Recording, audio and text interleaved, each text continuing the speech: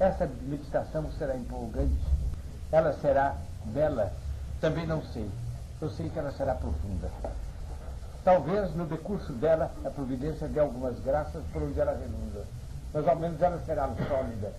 Ela será como ela está na minha alma no momento, como a graça põe no momento no meu espírito, pois que nada do que vós pensastes e nada do que eu penso existiria nem em vosso nem em meu espírito se não fosse a graça, uma vez que sem a graça o homem é sequer incapaz de pronunciar piedosamente por uma vez o nome de Jesus ou o nome de Maria. Então é a graça que nos reuniu, é a graça que vos fez falar, é a graça que me faz falar, e eu direi que a graça me põe no momento, no desenvolvimento dos vossos pensamentos. Será a graça como ela está na minha alma, e a providência divina faça com que ela repercuta nas vossas almas, de maneira a também multiplicar em vós essa graça trazida ao mundo por nosso Senhor Jesus Cristo. Nesta véspera da noite de Natal, a meu ver, noite de graça por excelência, nesta véspera da Stille Nacht, da Heilige Nacht, nesta véspera, qual é a meditação que me vem no Espírito? Evidentemente não é, como aliás também não fui convosco, apenas uma mera meditação sobre o Natal. Os acontecimentos que nos circundam são tão tumultuosos, tudo aquilo que nos cerca é tão premente, nós meditamos de dentro de uma luta tão forte, que não é possível que as marcas de tormento, de sangue e de lágrimas dessa luta não repercutam em nossa meditação. E é desta maneira que eu vos apresentarei o que meu espírito está.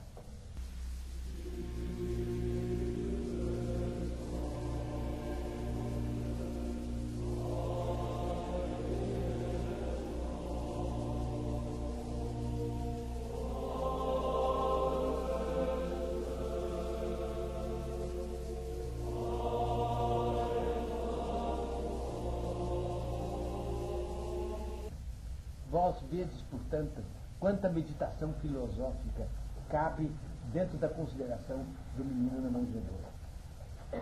Vós vedes bem expresso isto nos assentos da Stille Nacht, Heilige Nacht, Alles schlaft, einsam wacht, nur das Traute, Hochheilige Paar, e vai daí para frente. Por quê? Porque a alma de um professorzinho do século passado, não sei bem se da Baviera ou da Suábia, creio que é da Baviera, um professorzinho da Baviera cantou, isso quer dizer, houve um compositor e houve um poeta, que para tirar um vigário de apuro, numa noite de Natal, exalaram a uma canção que a gente poderia dizer que a humanidade tinha pressa de cantar. Passaram-se 1800 anos da era cristã e o cântico de Natal, popular e perfeito, não tinha ainda aparecido. E dizia que nas sombras todos taxavam.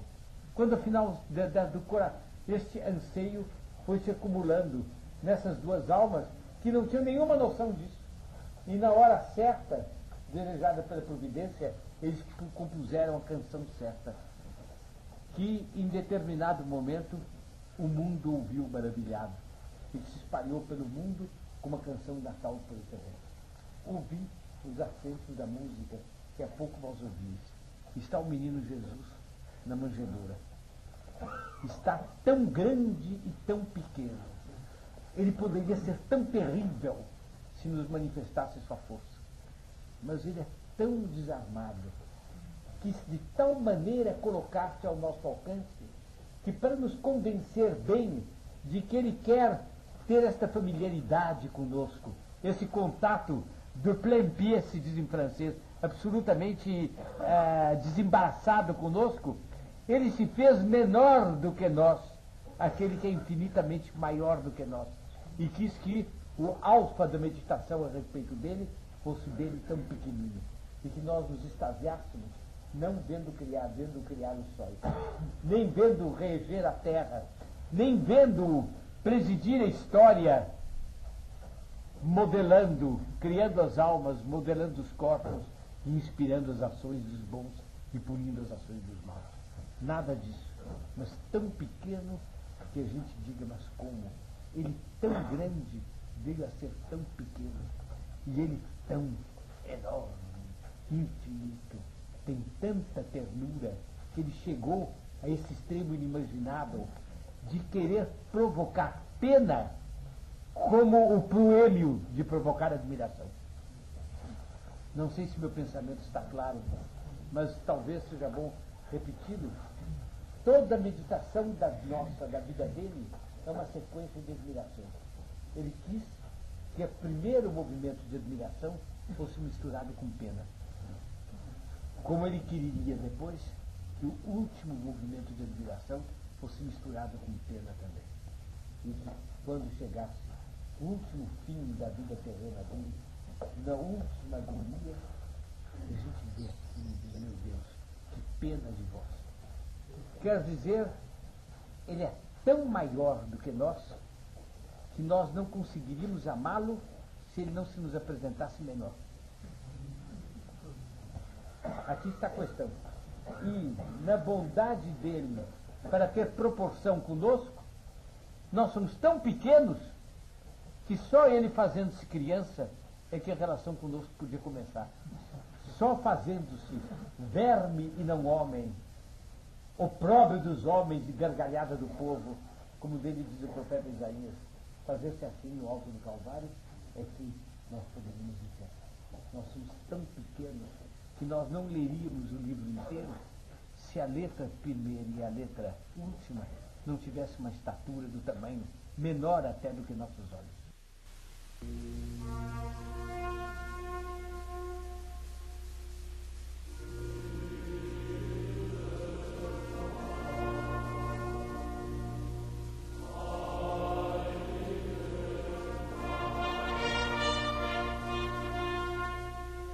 Nós de joelhos diante do presépio. Nós de joelhos diante do presépio, contemplando o menino Jesus, nos vem um respeito sem nome, um respeito sacral, acompanhado de ternura e de compaixão. E a mistura, a aglomeração, o amálgama, exprimindo-me melhor, entre o respeito e a compaixão, parecem sentimentos, à primeira vista, incompatíveis. O amálgama entre o respeito e a compaixão inspira do princípio ao fim a Stilenar.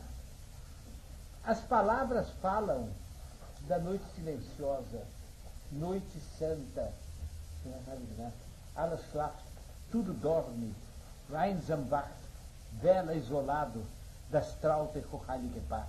O Traute é o respeitabilíssimo e altamente santo casal.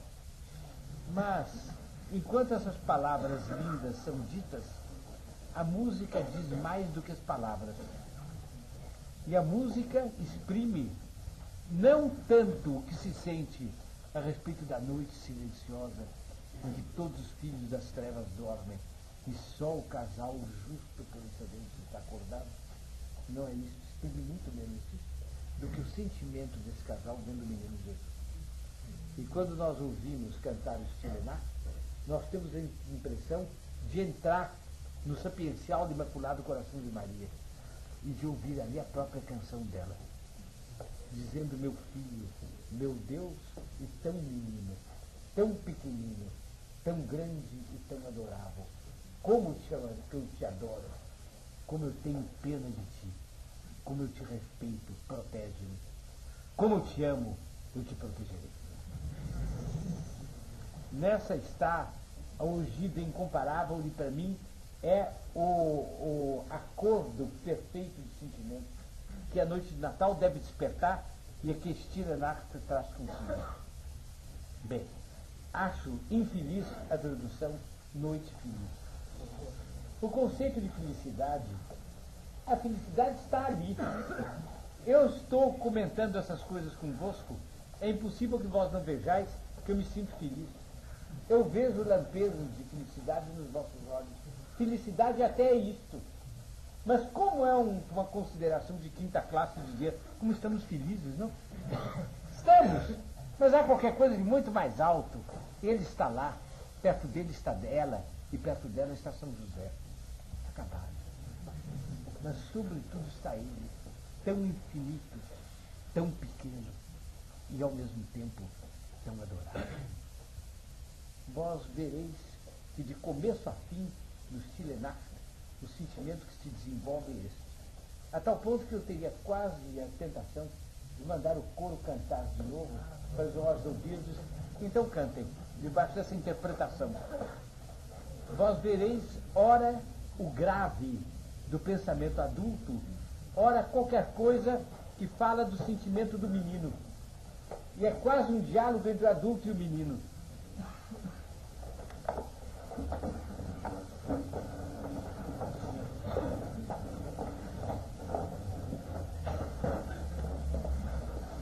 Eu sei que o meu querido plenário canta bem, mas canta menos bem do que o coro. Vamos ouvir o coro cantar para discernirmos bem essa harmonia incomparável.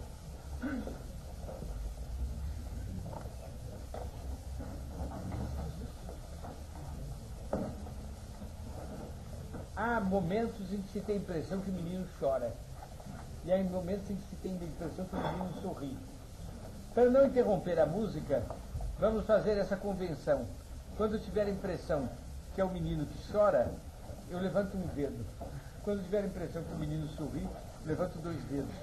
E vós assim acompanhareis, sem interrupção da harmonia, vós acompanhareis as várias impressões que na minha alma, por exemplo, o canto produz. Não é possível que em vossa alma os reflexos sejam diversos. Mas andando estudando na minha alma, nós podereis nos diferenciar e encontrareis também as harmonias. E é de uma diferença harmônica que se fazem as belezas. Então, o resto é o pensamento do adulto. Quando entra o menino, eu faço sinal.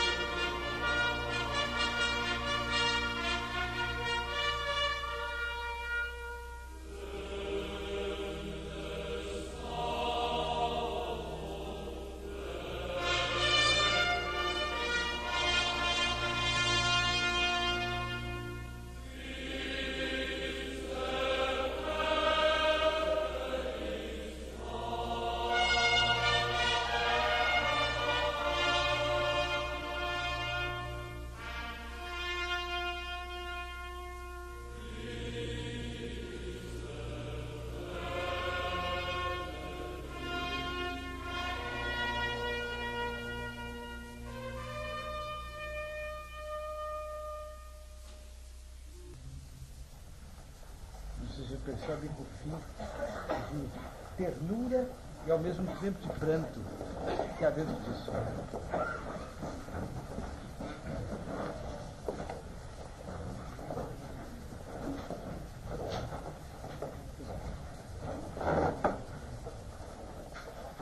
ainda há mais algo no Stilenar que faz parte da atmosfera de Natal, mas faz parte, vejam as reversibilidades e como Cristo Nosso Senhor está presente e vivo na Igreja Católica, faz parte da atmosfera interna de toda a Catedral Gótica.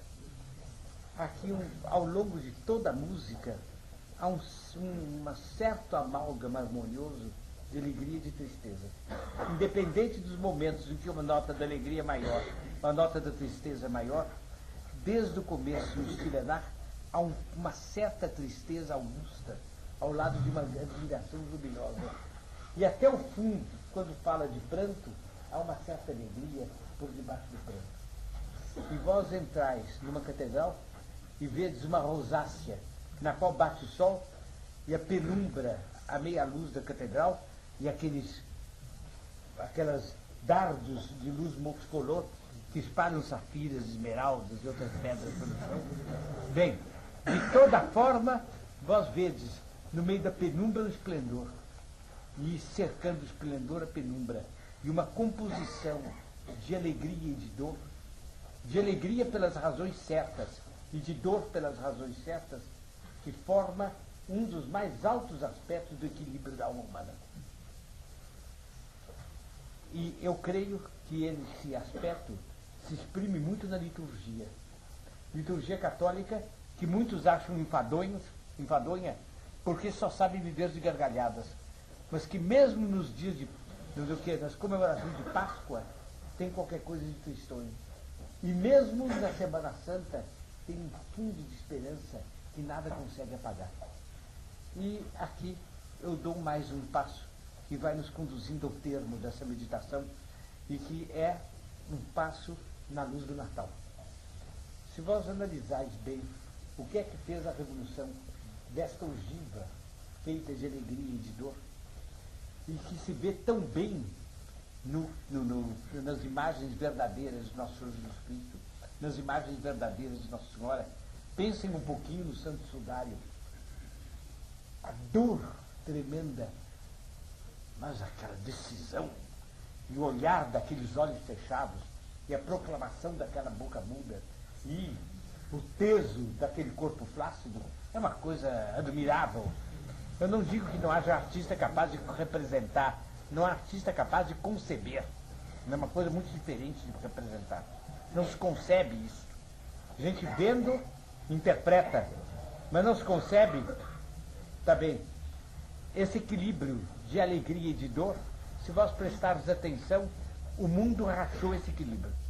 A revolução rachou esse equilíbrio. E as pessoas imaginam a dor um estado de alma sem alegria.